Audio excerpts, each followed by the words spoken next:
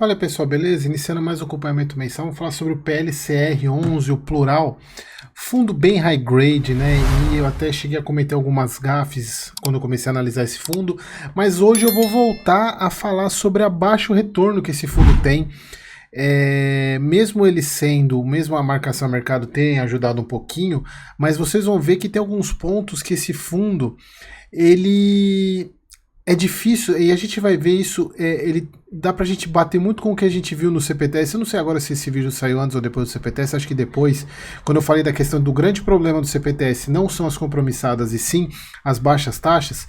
A gente vai ver nisso aqui, a gente tem alguns exemplos muito grandes no PLCR em relação a isso, que ele tem a mesma pegada de fundo high grade que o CPTS tem também na carteira.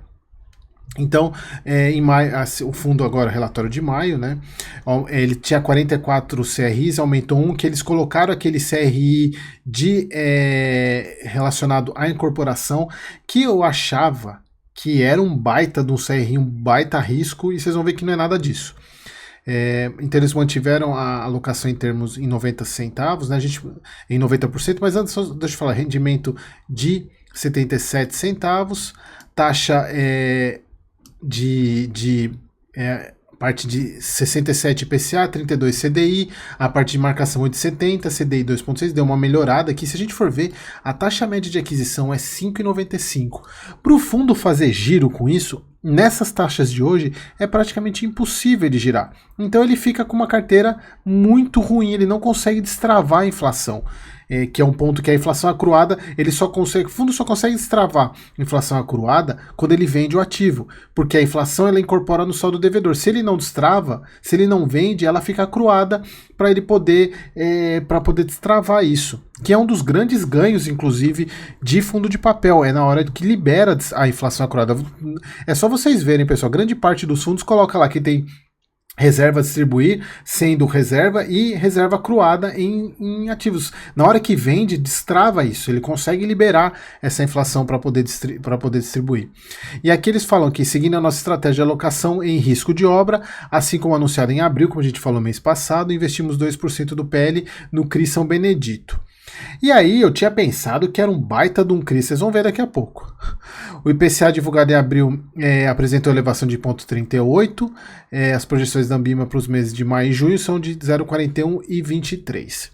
Então, atualmente estamos com 67 do portfólio indexado IPCA, marcado a 8,70, e a parte de CDI a 2,86. Então eles têm 10 centavos de resultado para acumulado, 0,41 de inflação retida e que deve ficar por um bom tempo. E a projeção de fluxo, isso aqui eles utilizam para linearizar. Eles poderiam até pensar em distribuir um pouco disso, né? Mas aí sairia um pouco do regime do fundo, mas não sei. E aqui a gente vê o fundo caindo o rendimento lá desde o se a gente for pegar aqui, né? Caindo o rendimento. Olha só a diferença para o mês passado em termos de resultado. Eu até coloquei aqui, né? 2 milhões de total de receita para 1,774. Obviamente que a inflação prejudicou o fundo. Pagou 77 centavos por cota. Aqui as taxas, né? Taxa de mercado, taxa de marcação 8,70, 2,86, como a gente já sabe. Mas, pessoal, se a gente olhar na carteira, olha esse CRI aqui. Redditor, deixa eu aumentar aqui. CRI Redditor.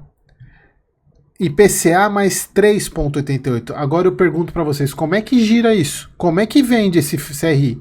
Não tem como. Ele não consegue vender. Porque se ele vender nas taxas de hoje, ele vai tomar um baita de um prejuízo.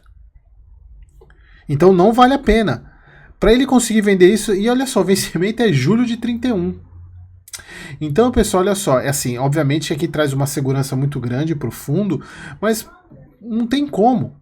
As taxas subindo, o PU desse ativo aqui deve estar muito baixo para ele poder tentar vender. Para ele vender, ele vai tomar um prejuízo do caramba aqui.